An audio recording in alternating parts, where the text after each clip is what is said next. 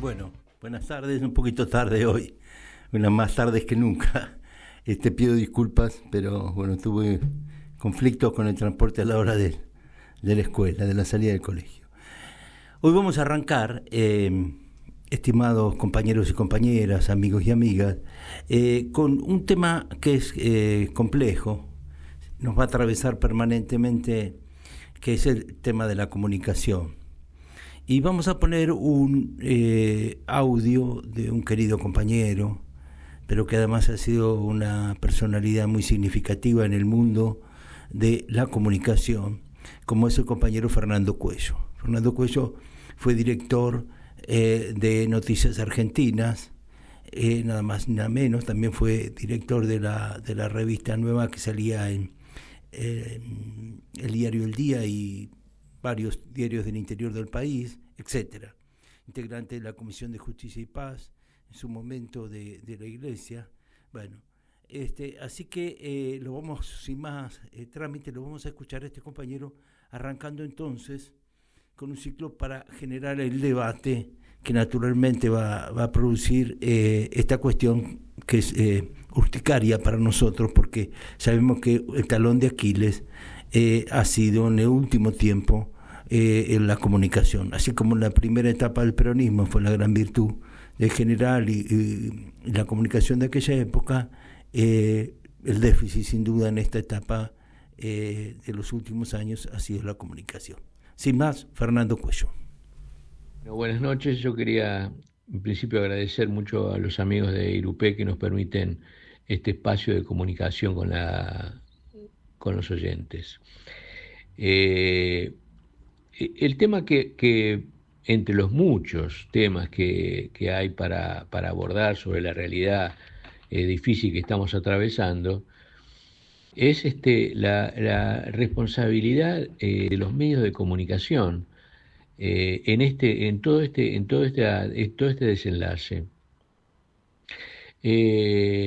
Si los medios de comunicación no trabajaran a favor de todo aquello que es contrario a los intereses de la Argentina y de los trabajadores argentinos, Milei no hubiera podido llegar a la presidencia. O sea, un presidente que es casi payasesco, porque lo único que hace son papelones, acciones absolutamente ilegales, se gobierna por decretos, se extorsiona, se aprieta, en fin, estamos en lo peor de la política. Y los medios participaron de esto, porque es posible, si los medios hubieran esclarecido en qué consiste los gobiernos por ejemplo, de Macri, en el que se fugaron 45.000 millones de dólares, si hicieran hincapié en la deuda de los grandes intereses que tienen con el Estado, como la deuda del Correo, si los medios ejercieran su función constitucional, que es la de dar cuenta de los hechos, y no trabajaran para hacer operaciones políticas, seguramente Milei no hubiera llegado a la presidencia. Por eso lo primero que hay para esclarecer, digamos, es a los medios no creerles, porque los medios no dicen la verdad, defienden sus intereses, y sus intereses precisamente son contrarios a los intereses de la comunidad.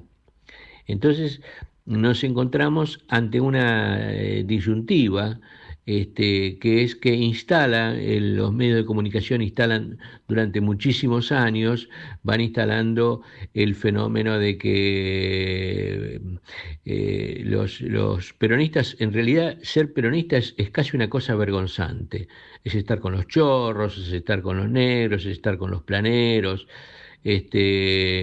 pero no reivindican que Perón fue el que estableció la gratuidad de las universidades, el que desarrolló la industria, el petróleo, el que hizo que Argentina fuera una potencia, el que hizo que los trabajadores argentinos tuvieran los salarios más importantes de Latinoamérica. En fin, eso lo ocultan. O sea, hoy somos todos, como consecuencia de los medios, somos todos peronistas vergonzantes que quieren buscar otra salida, que necesitan buscar otra salida, porque dice que ya pasó mucho tiempo de crisis, y las crisis están generadas precisamente por ellos, porque esta crisis está generada por los 45.000 millones de dólares que Macri, el representante del establishment, de los medios de comunicación y de los poderes extranjeros, fue el que llevó a cabo esa medida de endeudarnos con el préstamo más grande que el Fondo Monetario haya entregado en toda su vida, endeudarnos de por vida e impedir con eso que nosotros podamos tener un desarrollo adecuado a nuestra potencialidad. Por eso, compañeros, dejo la primera, digamos, premisa en todo este tema: no escuchar los medios de comunicación, o al menos no creerles a los medios de comunicación, y ver que detrás de ellos están los intereses opuestos a los nuestros. Bueno, este es un bocadillo que dejo para esta primera aparición, reiterando el agradecimiento al espacio concedido. Gracias. Hola. Bueno, lo tuvimos ahí recién y escuchamos las palabras de un tema tan controversial de Fernando Cuello. Música, y después entramos en el segundo bloque, que, como ustedes se acuerdan, hemos tratado de ser un tema de doctrina, muy cortito. Bueno, estamos hoy en un día muy importante para todos nosotros, sin duda, como es el Día de la Soberanía, en conmemoración de la Batalla de Obligado. Por eso poníamos al querido Merlo recordando este tema que describe la epopeya de la Vuelta de Obligado. Hoy estuvo Kicillof allí, también estuvieron los compañeros participando, estuvo el compañero Catopodis, Martita Arriola, bueno, una serie de compañeros, Gastón Arispe, en fin, fue un día de conmemoración, como no es menos. Nosotros identificamos siempre nuestra consigna básica del peronismo: una patria libre, justa y soberana, y hoy es el Día de la Soberanía. Pero también, coincidentemente, se conmemora un hecho triste para nosotros, que ha sido el fallecimiento de Eve de Bonafini. La tenemos muy presente. En mi caso particular, mi mamá participó en las Madres de Plaza de Mayo, así que tengo por ellas todo un cariño, un respeto, en particular por las de La Plata, ¿no? con Adelina, Alaye, etcétera, pero por todas las madres en particular. Entonces, en la figura de Eve, conmemorarlas a todas. Así que lo tenemos muy presente. Y hablando de soberanía, yo quiero arrancar hoy con un pedacito, pero para hacer una secuencia a lo largo, a ver si podemos llegar a algo de acá a fin de año, alguna conclusión, de trabajar el modelo argentino para el proyecto nacional de General Perón. Es el último documento que dejó el general y podríamos decirle su obra póstuma. No la hizo él. Todos sabemos que él, el general, anuncia el proyecto nacional el 1 de mayo de 1974, cuando él da su último discurso como presidente de la Nación a la Asamblea Legislativa. Y así Perón va a empezar diciendo: 30 años de lucha política por el país en el pensamiento, la acción y la reflexión me han suscitado la convicción de que nuestra Argentina necesita definir y escribir un proyecto nacional. O sea que Perón cree que necesitamos confluir en un proyecto nacional. Va a ser un poco largo, va a ir y venir, ser medio farragoso. El que dirige este proyecto de escribirlo, etcétera, es el coronel Damasco. Y yo les voy a anticipar desde ahora que yo me he guiado, hay mucha documentación, y no toda consistente, no coincide toda. Yo me he guiado por el trabajo de investigación de la Biblioteca del Congreso de la Nación que dirigió el compañero Castellucci. Así que para mí me parece que ese es un tema interesante. El que pueda leerlo, léalo, está en internet, etcétera, es largo, pero es muy interesante. Yo no voy a hacer la historia que es muy rica de este proyecto, de cómo se escribió, cómo fue y vino, cómo lo ocultaron, todo el tiempo que estuvo ocultado, y ahora está semioculto también, digámoslo de verdad. Yo tomé contacto con el Proyecto Nacional durante el proceso militar, por un opúsculo, un librito, una separata, una revistita que hacía el querido Fermín Chávez, se llamaba Pueblo Entero, y él armó una separata del Proyecto Nacional. Yo lo leí por primera vez, vuelvo a decir, gracias al aporte de este querido historiador y este querido militante y enorme intelectual que ha tenido el peronismo, cual fuera Fermín Chávez. El Proyecto Nacional, entonces, ¿qué definimos? ¿Qué queremos definir? Nosotros ahora y el general Perón en aquel momento. Y lo que nosotros llamamos el Proyecto Nacional y Popular. Lo que estamos diciendo, cuáles son las coincidencias que tenemos. Buscar las coincidencias y cómo esas coincidencias nos pueden, trabajándolas, direccionar en una propuesta común, en un proyecto común. Imagínense, el Proyecto Nacional podemos decir que la parte más importante de su historia estuvo entre el 74 y la caída de Isabel. Entonces, así fue su evolución, etcétera. Después siguió, pero no nos vamos a entretener, sino para decir simplemente que este proyecto importa una serie de definiciones en su primer parte, que es dogmática, que podemos decir como una parte dogmática. No lo titula así, pero yo digo para entendernos, porque allí define algunos conceptos que para nosotros son muy importantes, porque definen cuál es la característica del peronismo y cuál es el objetivo que ha perseguido. En primer lugar, va a decir que solo la idea vence al tiempo, y que este mecanismo es un mecanismo de institucionalizar la lucha por la idea. O sea, Perón siempre se ha manifestado en contra de la violencia. Nosotros nos manifestamos hoy en contra de la violencia. Y hago un pequeño paréntesis.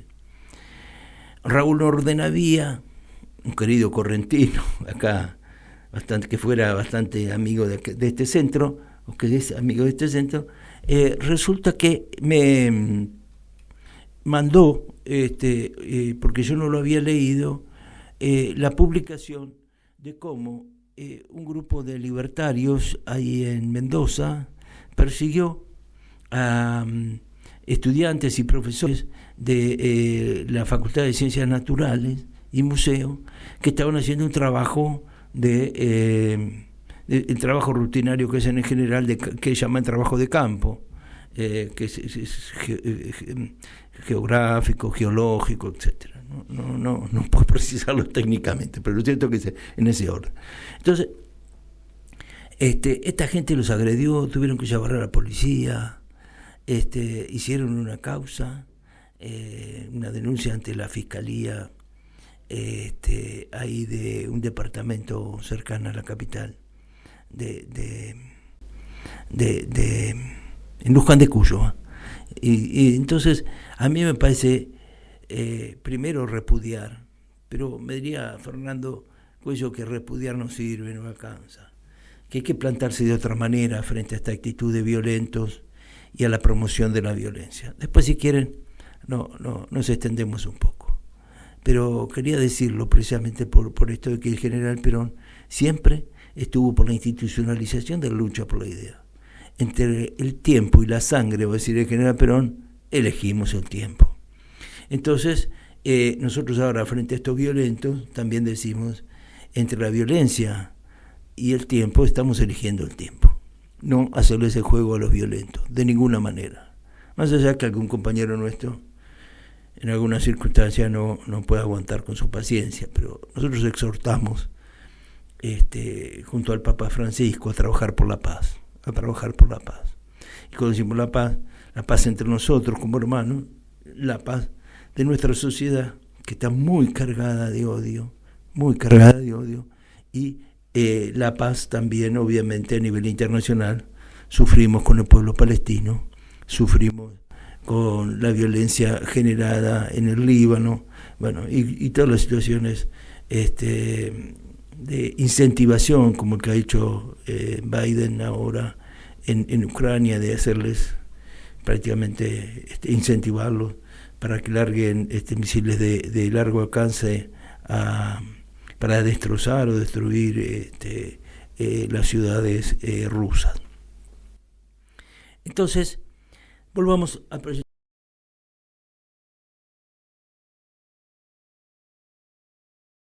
que nos permite construir o trabajar por lo menos para construir un proyecto político en conjunto. Va a decir Perón que primero va a definir un poquito la democracia, va a definir también cuáles son las bases o los criterios, desde dónde habla, es decir, del peronismo, lo va a definir el peronismo.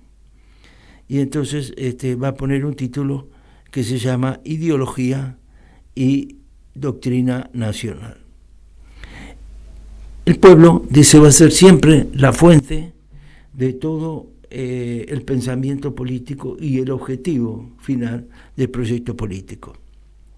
Entonces, es una fuente permanente de creación de la doctrina. Entonces, nosotros nos basamos siempre en este criterio, que es construir esta doctrina que tiene como base un proyecto nacional, social y cristiano. Propone o sostiene que la justicia social es el vértice, el eje, la estructura central del proyecto político y que está inmersa en el ser nacional. Ustedes vieron que Milei ha dicho que la justicia social es una basura, que la justicia social es esto, lo otro. Lo denigró hasta el Papa en ese sentido también. Y nosotros decimos la justicia social es el eje, el vértice sobre el cual nosotros construimos este proyecto político. Porque sin justicia social no hay una sociedad equitativa. ¿Se acuerdan que el otro día leímos aquel pedacito de filosofía peronista donde decía que es el equilibrio entre los opuestos, que la armonía es el eje de una propuesta social? Y entonces nosotros estamos, es la base de la comunidad organizada, ¿no? Nosotros estamos aquí tomando también este criterio como base. También vamos a decir aquí que hay muchos equívocos sobre la identificación de la democracia, que muchos, durante mucho tiempo, sobre todo el último tiempo, han identificado democracia con el capitalismo. A medida que las empresas fueron tomando un rol protagónico en el proceso político y se empezaron a establecer mecanismos de dominación más fuertes a partir de el capitalismo salvaje, el capitalismo extremo, que llega a su punto culminante ahora, donde ponen un presidente que directamente casi niega la democracia, acepta una democracia formal, pero que no tiene ningún rol social, denigra la democracia social. Así que es muy importante para nosotros comprender esta significación que hace Perón, que no tenemos que confundirnos ideológicamente, de manera que configurar el marco necesario para tener unos intereses representados en una democracia social.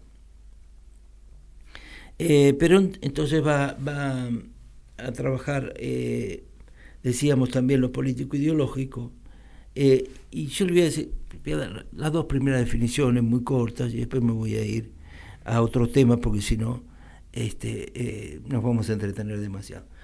dijimos que íbamos a ser relativamente cortos en lo doctrinario. Pero el primer tema que plantea Perón es el pueblo. ¿Para quién construye? ¿Con quién construye? ¿Cuál es el sujeto histórico sobre el que va a construir esta propuesta de transformación en General Perón? El pueblo. Y que es una fuente permanente de creación y autoperfeccionamiento. Entonces, él va a decir allí que en aquel momento el pueblo estaba preparado, desde hacía 3 décadas, o sea, desde que él hizo toda esa transformación social, cultural, económica y política, para articular un proyecto nacional, que después los distintos sectores, gorilas y antiperonistas, fueron tratando de socavar durante todos los procesos de interrupción democrática o de democracia amañada que tuvo la Argentina hasta el regreso del General Perón, que conmemoramos hace poquitos días. Entonces, él dice, la justicia social es inmanente al ser nacional, pero el modelo argentino no quiere ser más que esa representación, esa expresión, y una síntesis prospectiva de una ideología y una doctrina nacional. Ante esta imagen payasesca, Cristina lo va a llamar un koala a este hombre que nos gobierna, tirándose en brazos de Trump. Resulta que el General Perón va a decir, nosotros tenemos que construir un proyecto con una ideología y una doctrina nacional, en contra precisamente de estos entreguistas que había antes del General Perón. Cristina el otro día hizo una síntesis muy apretada, pero muy buena, acerca de precisamente qué significaba antes del 30 esos gobiernos amañados, y que servían solamente a una casta, a un sector social que era el sector dominante en la Argentina, agroexportador en aquel tiempo, a la que los revisionistas llamaron oportunamente la década infame, ¿no? Porque había muchos pobres, porque se dio aquel tratado de Roca Ranci. Lo explicó muy bien Cristina. El que no la escuchó, tome esto simplemente, que los gobiernos de aquella época conservadores eran gobiernos antipopulares y había un hambre, una miseria impresionante en la Argentina. Así salió, ¿se acuerdan? Es un croto, bueno, porque existía la ley croto permitiéndole a los lincheras que viajaran en los trenes, en la parte de los vagones de carga, etcétera. Bueno, esa historia de hambre, de miseria, de mugre, diríamos, de mugre, porque despreciaban a lo social, despreciaban a la gente, despreciaban al pueblo. Esto que viene a reivindicar el General Perón. Decíamos que el Perón parte de un criterio nacional, social y cristiano. Y Perón lo va a definir, y termino con esta definición del peronismo, pero me parece básica. Va a definir al peronismo como una filosofía de vida simple, práctica, popular, profundamente cristiana y profundamente humanista. Esto no quiere decir que, no, como decíamos el otro día, que no incluyamos a todos los sectores, así sean de otras religiones, así sean de otros conceptos, como por ejemplo las vertientes que vengan del marxismo, del socialismo, de sectores ateos, en fin, todos los sectores habidos. Para ver, nosotros tenemos brillantes intelectuales del peronismo que no eran católicos ni eran cristianos, y otros que sí lo eran. Entonces, pero Perón va a dar esta definición, que como ustedes ven, tiene su raíz en oponerse al individualismo salvaje. Yo voy a repetir siempre esta cosa, ¿no? El proyecto político del peronismo es un proyecto social. El proyecto político liberalismo es el individualismo. Es el capitalismo salvaje, es la mezquindad, es el ser amarrete, el ser groseramente despectivo con los demás, el no tener esa amabilidad social que reclama el Papa Francisco y que ha escrito en las últimas encíclicas, que también este año no, de ninguna manera va a poder ser, pero algún parrafito estaría bueno leer. Su última encíclica acerca del tema del corazón, etcétera, el corazón como el amor, ¿no? Como el eje del amor, es muy interesante. Pero yo pongo entonces a Perón en el debate político y doctrinario desde allá, desde el modelo argentino que él propone hasta acá. Actualizar nosotros nuestra discusión con Milei y con los liberales. Bueno, muchas gracias. Entonces, no me voy a extender más en este tema, porque si no se va a ir muy largo, pero quedamos, si a ustedes les parece, y coinciden conmigo, y alguno contesta y me da alguna opinión, el sub-60 seguro, de ir tomando el modelo argentino y desarrollándolo así, de a pedacitos, en cada uno de estas emisiones. Muchas gracias. Ahora un poco de música para terminar esto farragoso en esta etapa, y después venimos ya con los temas de actualidad. Gracias. Le agregaríamos a Gira de que cantaba tan lindo Carlitos, le agregaríamos al mundo nada le importa, no, al mundo de Milei nada le importa, no tendríamos que decir. Bueno, queridas compañeras y compañeros, ahora que teníamos que tomar el tema de actualidad, quiero retomar una cuestión que está vinculada obviamente con el día de hoy, que es el tema de la soberanía. Pero en el proyecto nacional tiene 2 o 3 claves que voy a complementar, por lo menos para esta primera introducción. 2 o 3 claves que son muy interesantes y la atraviesan permanentemente a todo el proyecto nacional y popular. El primer tema es el tema de la soberanía. O sea, el tema de la independencia y la idea de un proyecto autónomo, independiente en América Latina. O sea, él va a hablar siempre, referir siempre a la patria grande, pero en el caso de la Argentina, del proyecto nacional, va a estar hablando permanentemente entonces el combate al neocolonialismo. O sea, para decirlo por lo positivo, va a abogar permanentemente por la liberación nacional. Y va a describir a lo largo de distintas etapas de esta obra, va a ir describiendo los distintos puntos que hacen a esta cuestión. Pero voy a adelantar, para finalizar un concepto que a mí me quedó rebotando en la cabeza, sobre todo ahora en este gobierno de Milei. No hay independencia política, no hay un proyecto autónomo, no hay un proyecto de liberación nacional, no hay un proyecto que combata el neocolonialismo sin un proyecto científico y tecnológico que acompañe la evolución del mundo. Sin un proyecto científico y tecnológico autónomo es imposible que se desarrolle esto. Y esto lo vinculamos entonces con 3 puntos que coinciden con esta realidad que quiere prefigurar sin ninguna duda el gobierno de Milei. Primero, la violencia con la que atacan precisamente a estos muchachos del CONICET, estos científicos y técnicos del CONICET en Mendoza. Segundo, el claro ejemplo de las parodias que ha venido haciendo el presidente Milei, sobre todo ahora en el G20.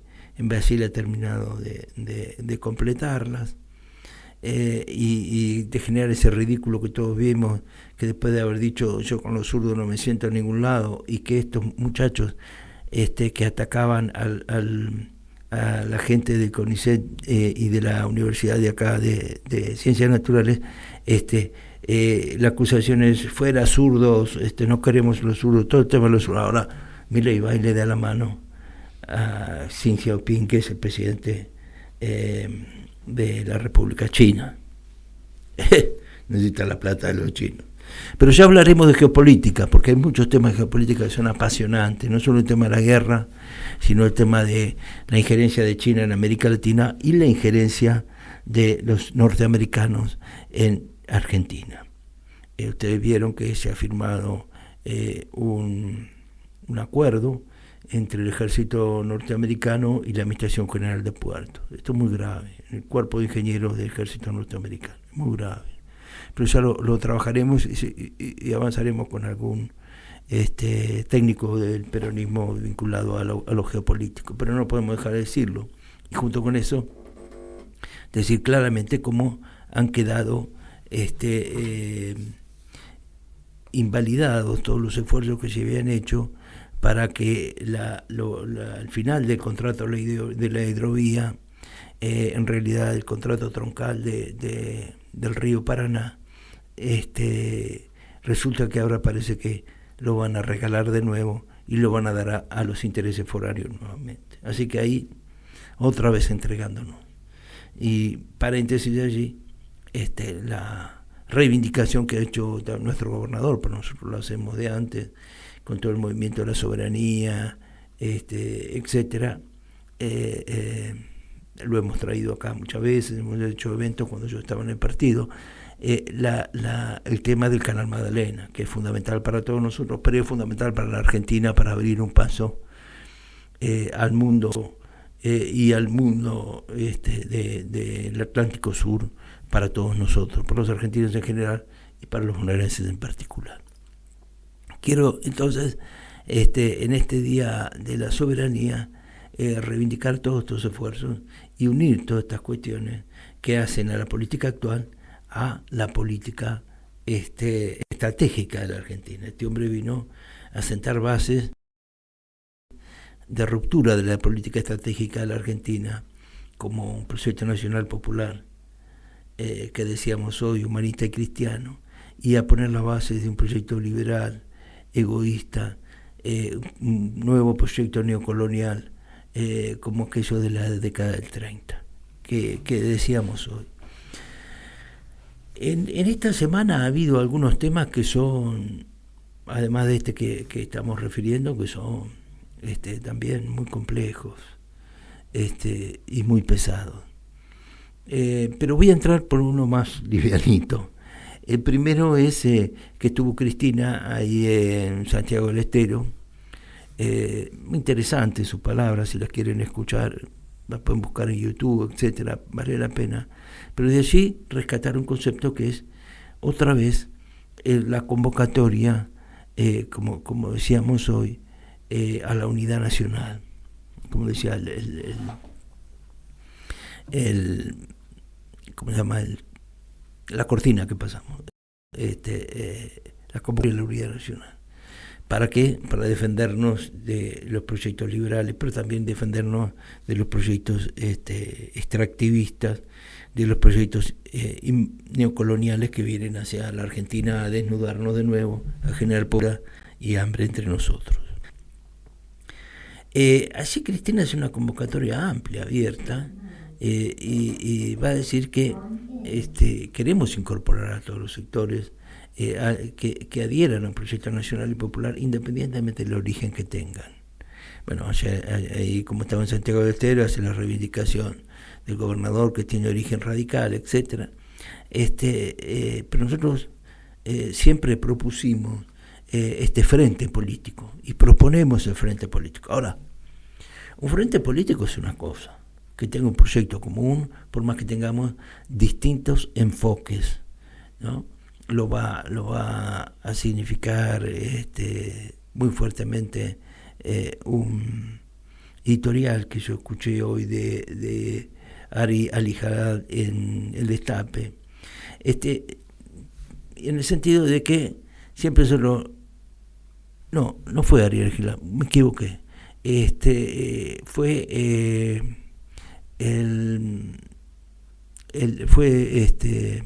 hecho en otro programa, en el programa Gelatina, allí lo escuché, donde planteaba claramente que obviamente tenemos coincidencias y disidencias, pero que siempre los medios de comunicación a lo que se referencia hoy Fernando, hace hincapié en marcar las diferencias que tenemos y no las coincidencias, y que nosotros nos compramos eso. Entonces allí Cristina va a decir claramente que la idea siempre fue la construcción de un proyecto entre las fuerzas mayoritarias para armar un sólido proyecto nacional. Bienvenidos si logramos eso. Eso no quiere decir que nosotros no reivindiquemos a los traidorzuelos, le diríamos, para no darle jerarquía. Estos traidorzuelos que han venido garroneándonos a todos nosotros y que siguen queriendo garronearnos. ¿Garronear en qué sentido? En sacarnos votos. Aquellos sectores del peronismo que, como decía hoy Fernando, son vergonzantes y prefieren a veces votar a los Pichetto, votar a los Schiaretti, votar a Randazzo, a todos estos que se van del peronismo y nos vienen a sacar votos a nosotros, a robarnos votos. Nosotros tenemos que hacer un frente consolidado, con un proyecto nacional y popular, con una conducción política, con una visión estratégica, con un programa común, pero de ninguna manera esa concepción amplia, que tiene que ser todo lo más amplia posible, implica que nosotros tengamos que incorporar a traidores que después nos dejen en banda, como sin identificarlo, dio a entender Cristina, refiriéndose a aquel voto no positivo de ese radical que me da vergüenza hasta nombrarlo. Así que es muy importante que fuera vicepresidente de la Nación. Así que es muy importante para nosotros ponerle el acento en esta cuestión. El proyecto político de unidad dentro de las fuerzas populares tiene que tener como centro también la lealtad política. Si hay intereses políticos que son contradictorios con los intereses políticos nuestros, bueno, tienen que buscar otro camino, por más que nos perjudiquen. Yo digo, ¿qué nos pasaría si se presenta el gobernador de Tucumán o el gobernador de Catamarca después de que han sido fieles votadores del proyecto de Milei? Tenemos el DNU de Milei gracias a esos ex compañeros, podemos decir, o que han sido compañeros de ruta nuestros y que hoy han defeccionado de una manera tremenda. Si no, nosotros no tendríamos el DNU. Fíjense lo que quiere hacer y saltamos rápidamente a otro tema de actualidad. Fíjense con el presupuesto, lo que quiere hacer el gobierno. Manda un presupuesto. Teóricamente todos los gobiernos quieren que se le apruebe el presupuesto porque eso es la base central del gobierno, es cómo se distribuyen los recursos, cómo son los ingresos, de dónde van a obtener los ingresos y los recursos, etcétera. ¿Qué quiere este gobierno? Y que no se vote. Ellos mismos están boicoteando su propio presupuesto. ¿Por qué razón? Porque prefieren gobernar por los DNU. Le han liberado las manos a este hombre. Le han liberado las manos en el Congreso de la Nación, a pesar del esfuerzo que hizo Unión por la Patria, a pesar del esfuerzo que hizo el peronismo. Estos tipos le han liberado, algunos de estos que han defeccionado, le han liberado la mano a Milei para que haga todos estos destrozos que está haciendo y lo que va a hacer. ¿Por qué? Algunos dicen que va a aprovechar no convocar a sesiones extraordinarias para poner por decreto, como hizo Macri, los 2 jueces de la Corte. Bueno, es la verdad el fin de la democracia. La verdad es el fin de la parodia de la democracia. No solo va a tener una corte adicta, sino una corte manipulada, que no es producto del consenso del Congreso Nacional, como establece la Constitución Nacional, sino que van a usar un artilugio para articular una corte que sea servir a sus intereses, como es la corte actual, servir a los intereses de Macri. Entonces, ¿qué vamos a hacer? Vamos a tener unos jueces y una cámara de casación como la que hemos visto que ha condenado a Cristina de manera absurda, como decíamos el otro día, y ahora nosotros tenemos que apelar a una corte que va a ser manipulada por eso. Por favor, no es una democracia esto. Es central para nosotros el proyecto político tener una justicia independiente, pero no solo una justicia independiente, una corte independiente como hizo Néstor. Néstor cuando vino y prácticamente destituyó esa corte adicta a Menem, ¿qué hizo? ¿Puso adictos de él? ¿Puso gente que le votaba a él?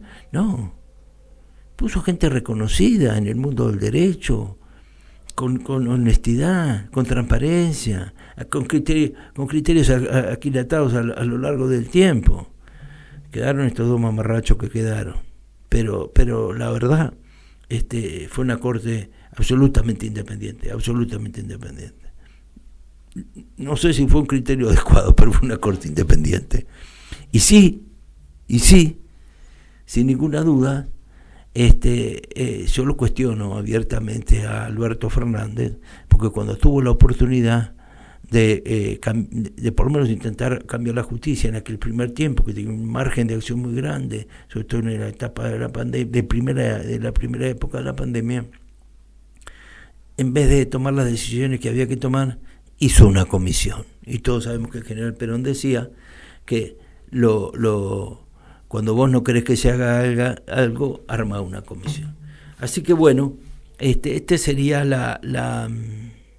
algunos de los temas de la actualidad política. Empezamos un poquito más tarde, ya estamos terminando, pero quiero poner un poquito de música antes de terminar y después las palabras de cierre. Neliomar.